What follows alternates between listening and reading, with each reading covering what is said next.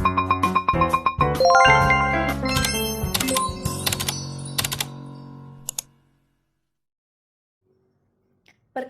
nama saya Elita Victoria Mandang, NIM 211011026.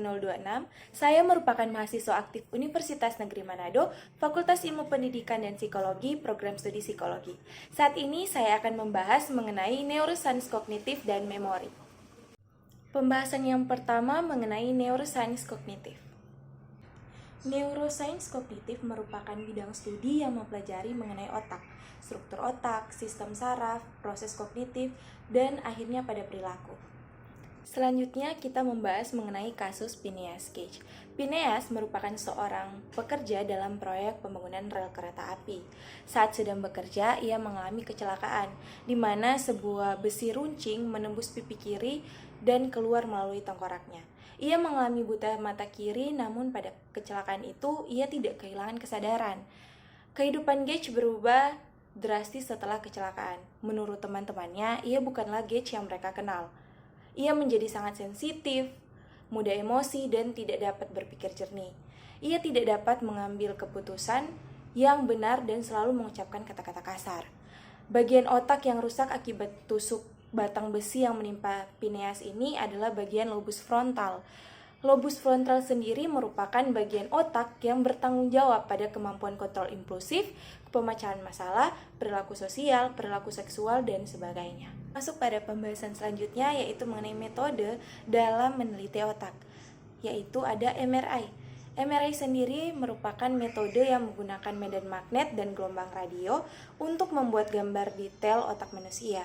MRI berguna untuk mempelajari struktur otak dan melihat bagaimana berbagai area otak saling terhubung. Baik, kita masuk pada pembahasan selanjutnya mengenai bagian otak yang mempengaruhi psikologis manusia, secara emosi, insting, perilaku, dan sebagainya. Di sini ada sistem limbik. Sistem limbik merupakan bagian otak yang sangat berperan dalam pembentukan tingkah laku emosi, marah, takut, dan dorongan seksual. Sistem limbik terdiri dari amigdala, hipokampus, dan septum. Hipokampus sendiri mempengaruhi pembelajaran dan emosi. Amigdala mempengaruhi rasa marah dan agresi, dan septum mempengaruhi rasa takut. Kita masuk pada pembahasan yang terakhir mengenai neuroscience kognitif, yaitu faktor yang mempengaruhi fungsi otak. Di sini ada 3 faktor, yaitu faktor genetik, stres, dan faktor lingkungan. Genetik sendiri merupakan faktor yang dapat mempengaruhi kecenderungan seseorang terhadap kondisi neurologi tertentu dan juga dapat mempengaruhi perkembangan otak. Faktor yang kedua yaitu stres. Tingkat stres yang tinggi dapat berdampak negatif pada fungsi otak. Apabila hal itu berlangsung lama dan terus-menerus, maka akan menyebabkan penyusutan hipokampus atau bagian penting di otak untuk menangani stres dan juga berfungsi sebagai memori. Dan faktor yang ketiga yaitu lingkungan. Lingkungan fisik dan sosial tempat tinggal seseorang dapat mempengaruhi perkembangan dan fungsi otak. Paparan terhadap racun, polusi udara, bahan kimia berbahaya dapat merusak sel-sel otak. Kita masuk pada pembahasan topik yang kedua, yaitu memori. Definisi memori.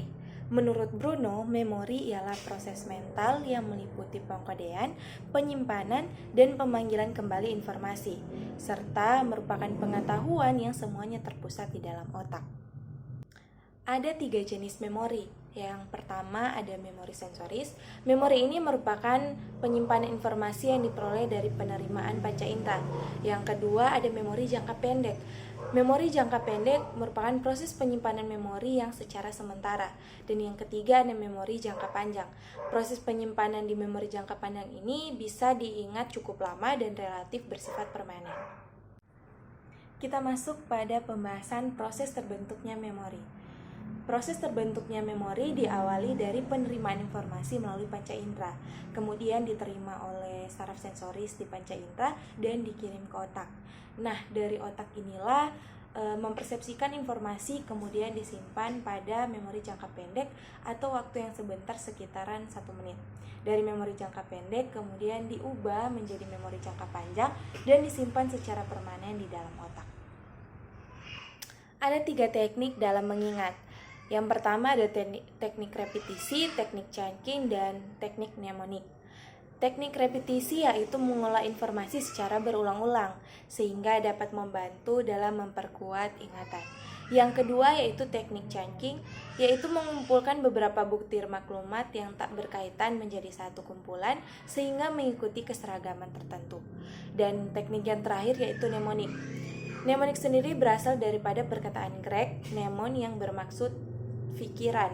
Teknik mnemonik bermakna menyangkutkan fakta yang hendak kita hafal dengan sesuatu yang kita senang untuk mengingatnya. Ringkasnya sebagai alat untuk kita mengingat sesuatu. Kita masuk pada pembahasan memori yang terakhir, yaitu faktor yang mempengaruhi fungsi memori. Menurut Sunario dan kawan-kawan, faktor yang mempengaruhi memori sendiri terdiri dari dua, yaitu faktor internal dan faktor eksternal. Faktor internal sendiri berupa minat dan motivasi, sedangkan faktor eksternal berupa keadaan sekitar, kondisi lingkungan fisik di mana kita berada, sifat individu yang pelupa, ceroboh, dan usia. Sekian pembahasan mengenai neuroscience kognitif dan memori. Terima kasih.